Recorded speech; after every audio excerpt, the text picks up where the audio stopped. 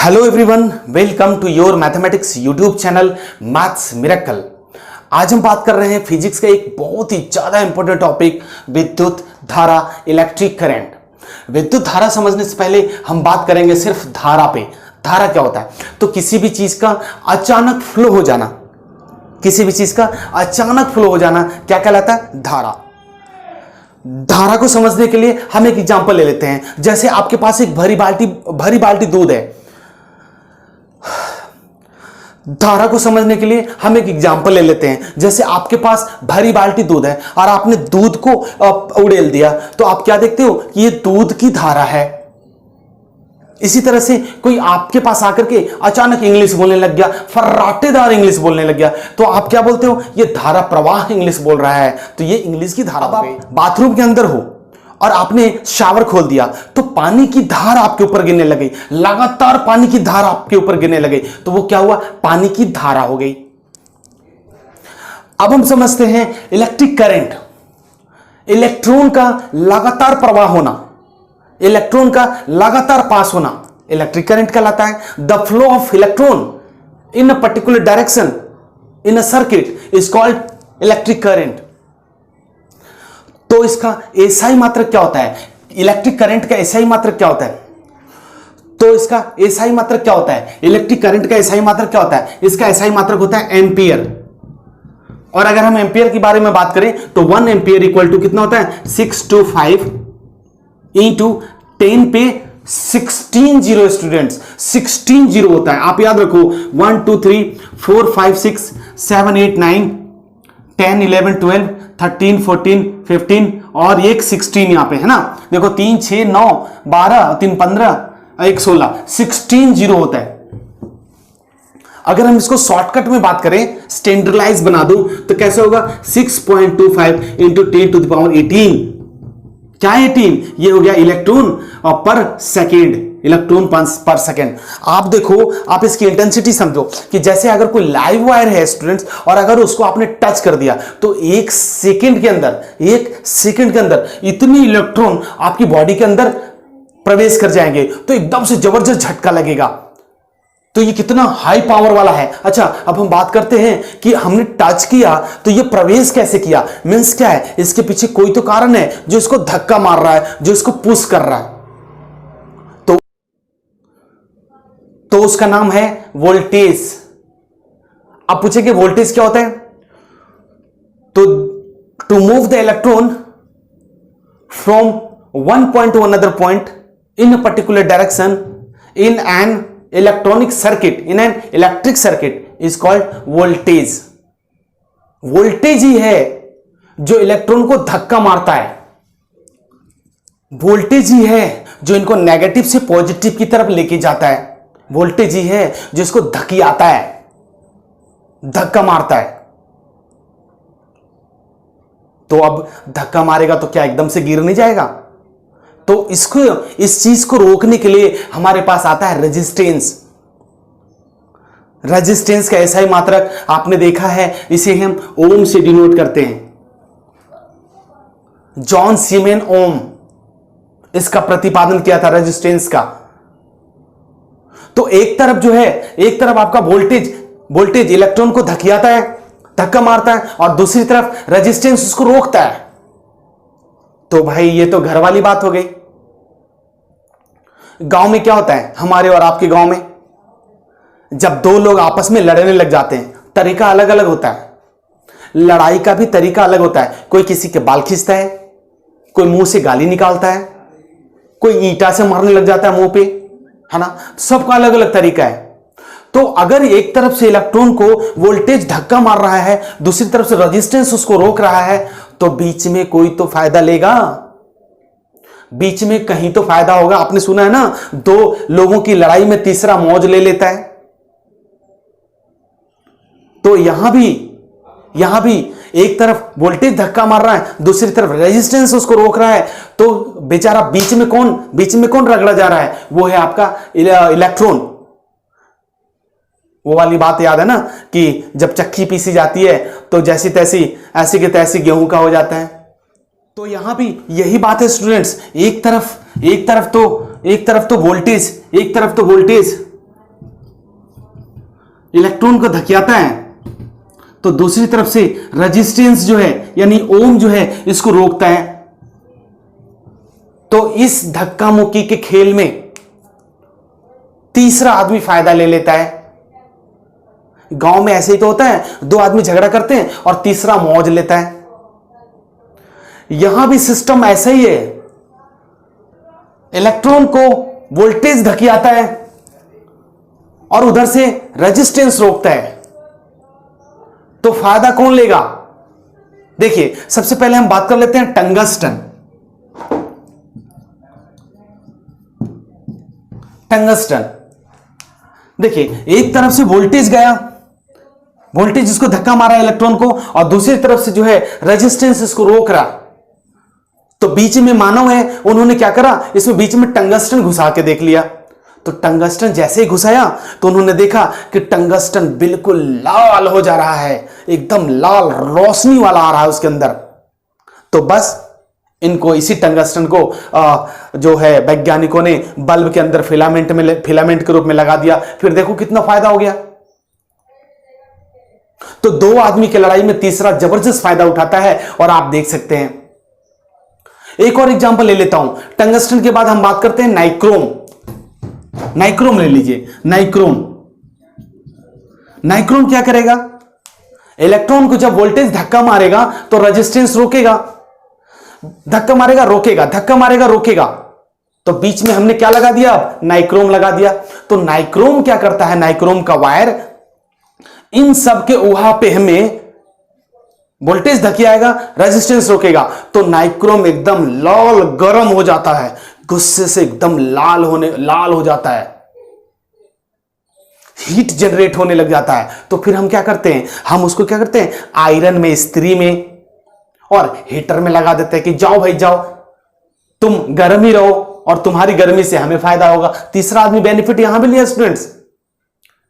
अब हम बात कर लेते हैं कॉपर। सपोज कीजिए इन्हीं के बीच में हमने ले लिया कॉपर, यानी कॉपर का तार।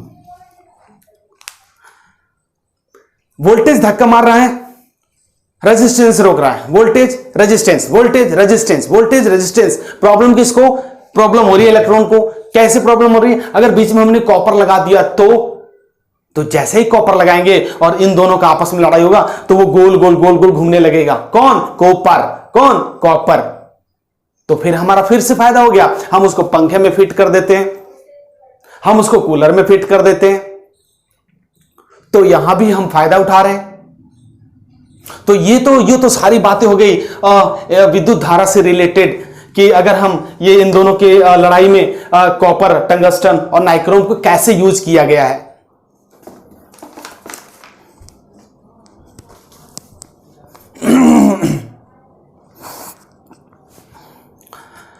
देखो अब हम बात करेंगे लाइव वायर और न्यूट्रल वायर। ध्यान से सुनेंगे, लाइव वायर क्या होता है और न्यूट्रल वायर क्या होता है ना। हमारे घरों के अंदर, सर्किट के अंदर, हमारे घरों में आप कहीं भी देख लो, दो तरह के वायर लगे होते हैं, दो तरह के तार गुजरती है ना। तो मान लीजिए दो तरह की तार ये जा रही है, इधर वाले को हम क्या इसको हम फेज बोल देते हैं, और इसको हम बोल देते हैं न्यूट्रल वायर, है ना। फेज वायर, और ये है आपका न्यूट्रल वायर। एक्चुअली यार देखो, ये वाला ना हमेशा कौन से कलर का होगा? रेड कलर का होता है। ये हमेशा रेड कलर का होगा। कौन सा? ये हमेशा रेड कलर का होगा। और इसको हम जिंदा वायर भी बोलते हैं। इसको हम बोलते हैं क्या? Live wire. और इसको हम क्या बोल सकते हैं? इसको गरम तार भी बोलते हैं। क्या बोलते हैं? गरम तार। इसको हम गरम तार भी बोल सकते हैं, है ना, जिंदा तार। और आप चाहो तो इसको हम जिंदा तार भी बोल सकते हैं, जिंदा तार। इस तरह से क्या है, हमें अपना अपना बोलने का तरीका है एक्चुअली, है ना। अच्छा, दूसरी बात हो गई जो है आपका न्यूट्रल तार, और इसको हम बोलते हैं, इसको ठंडा वायर, है ना, ठंडा वायर, है ना, कोल्ड वायर ऐसे बोलते हैं, ठंडा तार, बस सीधा ऐसे ठंडा तार बोलते हैं। अच्छा, ये किस तरह का होता है? ये हमेशा ठंडा होता है, ऐसा बोलते हैं, ये ठंडा होता है। और ये देखो काले रंग का हो सकता है, ये कौन सा? काला रंग का हो सकता है, काले रंग का। नीला रंग भी कभी कभी इसको दे देते हैं ना, नीला, पीला भी आप दे सकते हैं इसको। देखेंगे वायर का जो कनेक्शन होता है उसमें हमेशा दो तरह के कलर के वायर होते हैं, एक तो आपका रेड कलर का और दूसरा आपका पीला कलर का। अच्छा जी देखो रेड और पीला, अच्छा रेड में पीला, पीला में रेड लगा दे तो क्या होगा, कोई नहीं है, कुछ कोई डिफरेंस नहीं है, दोनों में सेम ही। अगर इसको आप लाइव वायर में लगा दोगे काले वाले को तो कोई फर्क थोड़ी पड़ेगा, कुछ नहीं फर्क पड़ेगा। हाँ बट फर्क कभी पड़ता है जब जैसे कोई बिजली मिस्त्री आता है तो वो ना वो देख के समझ आएगा कि अगर ये रेड वायर है तो इसमें यार ये गर्म तार है ना, फेज इसी में है ना, करंट इसी में है, बाकी दूसरा तो न्यूट्रल है, दूसरा तो क्या है आपका न्यूट्रल है। तो इसीलिए न्यूट्रल को हम ऑब्वियसली है कि हम काला नीला और पीला कोई भी कलर से आप दिखा दो, बट यहां पे ये कांस्टेंट हो जाता है कि रेड कलर वाला जो वायर होता है वो हमेशा गरम वायर होता है, उसको हम फेज वायर ही बोलते हैं। अच्छा देखो इससे फायदा तो आपको समझ में आ गया कि बिजली मिस्त्री को जबरदस्त फायदा हुआ। अच्छा अब क्या है देखो मान लीजिए किसी सर्किट से कनेक्टेड है। अच्छा एक मिनट अगर मैं ये लेके चलता हूं, ऐसा मान के चलता हूं कि ये किसी सर्किट से कनेक्टेड नहीं है, सपोज कीजिए ये लाइव वायर आगे चला गया और फिर एक न्यूट्रल तार नीचे से जा रहा है। अच्छा ऐसे केस में कभी कभी आपने देखा होगा कि इस पे लाइव वायर पे ना ऊपर वाले तार पे, हाँ अच्छा एक बात और, लाइव वायर हमेशा ऊपर में रहता है और नीचे वाला जो वायर होता है वो न्यूट्रल वायर हो जाता है। अभी तो कभी कभी क्या होता है ये मान लीजिए वायर है, इन दोनों में बांध देते हैं ना, एक तरफ लाइव कर देते दूसरा तरफ वो, बट जनरली इन जनरल अगर आप बात करो तो लाइव वायर जो होता है हमेशा ऊपर होता है। अच्छा कभी कभी जैसे आप ट्रेन से जा रहे हो, बस से जा रहे हो, आपने क्या देखा है कि लाइव वायर के ऊपर कोई कौवा है, कोई तोता, पैरोट, ये सारे ये से बैठे हुए रहते हैं। मान लीजिए मेरे को तो फोटो बनाने में बहुत प्रॉब्लम होती है, आप लोगों को पता है, और ये इस तरह से है ना, और ये तो बहुत बढ़िया बन गया इस तरह से ऐसे, और यहाँ पे मान लीजिए, और ये आपका इनका पूछ ये है ना, तो ये इसका पंख है। तो अब देखो क्या है कि इसका पैर भी बना दो थोड़ा सा, है ना, ऐसे यहाँ पे पैर। तो देखो अब ये यहाँ पे बैठा हुआ है, हाँ बड़ा मस्ती में चल रहा है, खा रहा है, घूम रहा है, देख रहा है लाइव वायर में, तो इसको कोई प्रॉब्लम नहीं हो सकती क्योंकि लाइव वायर कोई क्षति नहीं पहुंचाता। अगर उस पर कोई कनेक्ट नहीं है, वो डायरेक्ट लाइव वायर आगे चला गया तो इसमें कोई प्रॉब्लम नहीं है, ये आराम से बैठेगा और टाइम देके उड़ जाएगा। लेकिन बाय द वे इसका पूछ किसी कारणवश ज्यादा उछल कूद के चक्कर में इसका जो ये पूछ है इसे टच कर गया, इसे जैसे ही टच करेगा, जैसे ही ये न्यूट्रल में आके ये मिलेगा तो एकदम से ब्लास्ट हो जाएगा, इसके चित्र उड़ जाएंगे, आप देखोगे कि ये यहीं पे गिर के मर जाता है ना। अच्छा कभी कभी आपके घरों में एकदम लाइव एग्जांपल आप देखो, आपके घरों में जब कोई बिजली मिस्त्री आता है तो क्या करता है वो, ये लाइव वायर को पकड़ के ये इसका कुछ जैसे रिक्वायरमेंट होगा वो प्लास पेचकस से अपना करता है और बोलता है कि आप प्लीज मेरे को टच मत करना। क्या करता है वो, अपने स्लीपर को पलट के और उसी में बैठ के इसको अपने प्लास से या जैसे भी हो अपने हिसाब से करता है। तो अगर आप उसको बाय द वे टच कर गए, बाय द वे ये अपना काम में व्यस्त है और आप पीछे से इसको बॉडी में टच कर गए, तो क्या हुआ, ये जो लाइव वायर तो ही है, ये बॉडी हमारा न्यूट्रल का काम करेगा और जैसे ही गर्म तार और ठंडा दोनों, एक्चुअली बिजली मिस्त्री का तो नहीं करेगा, लेकिन चूंकि आपने टच किया है तो बिजली मिस्त्री भी आपका न्यूट्रल हो गया और प्लस और माइनस दोनों, यानी कि न्यूट्रल तार और फेज वायर ये दोनों आपस में मिलके शॉर्ट सर्किट हो जाएंगे और आपको पता चलेगा कि आप लोग वहीं पे, है ना, तो स्थिति गंभीर हो सकती है, फिर डॉक्टर के पास जाना पड़ सकता है। तो क्या है कि लाइव वायर और न्यूट्रल अगर एक साथ किसी सर्किट में जोड़ दिए जाए, आइए जोड़ के देखते हैं। जैसे मान लीजिए हमारे पास कोई इलेक्ट्रॉनिक गैजेट है ना, कोई इलेक्ट्रॉनिक गैजेट है और इसमें हमने यहाँ पे ये लाइव वायर लगाया है और यहाँ पे हमने इसमें न्यूट्रल वायर लगाया है। तो क्या है देखो, ये फर्स्ट क्लास अपना इलेक्ट्रॉनिक गैजेट काम करेगा, इसमें किसी तरह का कोई प्रॉब्लम नहीं होनी। लाइव वायर और न्यूट्रल वायर के बारे में आपने देख लिया। अब हम बात करेंगे अर्थिंग, है ना, अब हम बात करेंगे अर्थिंग। बाय द वे मान लीजिए कि ये जो वायर लाइव वायर है और ये है आपका न्यूट्रल वायर, ये दोनों किसी इलेक्ट्रॉनिक डिवाइस में कनेक्टेड है। मान लीजिए कोई इलेक्ट्रॉनिक डिवाइस है ये और इसमें ये कनेक्ट है, तो अब क्या होगा देखो, अब क्या होगा, सपोज कीजिए यहाँ पे ये आगे कनेक्ट हो गया और यहाँ पे ये कनेक्ट है, किसी कारणवश किसी कारणवश क्या हुआ कि जो लाइव वायर है और उसमें लीकेज आ गई, हो सकता है यहाँ पे मशीन कुछ खराब हो या कुछ और हो, या ये लीकेज हो गया, गिर गया हो, टूट गया हो, और आपका लाइव वायर से जो करंट पास हो रहा है वो बॉडी, लाइव वायर जो है वो बॉडी में टच हो रहा है ना। यहाँ पे जैसे अगर यहाँ लीकेज है और ये लाइव वायर बॉडी में टच हो रहा है तो पूरे सर्किट में क्या होगा, वो करंट फ्लो हो जाएगा, और करंट फ्लो होने से जैसे आपने टच किया तो आपकी बॉडी में इलेक्ट्रॉन का प्रवेश हो जाएगा, जिससे जोर का झटका लग जाएगा ना, जोर का झटका। तो याद है ना, लगे 440 वोल्ट छूने से तेरे। तो यहां भी क्या है यार, अगर ये देखो जितना ज्यादा इंटेंसिटी है ना, आपको पता है ना कि जो जितना ज्यादा वोल्टेज जितना उसको धकियाएगा उतना ही उसमें क्या होगा, इंटेंसिटी मिलेगा, उसकी तीव्रता हो जाएगी।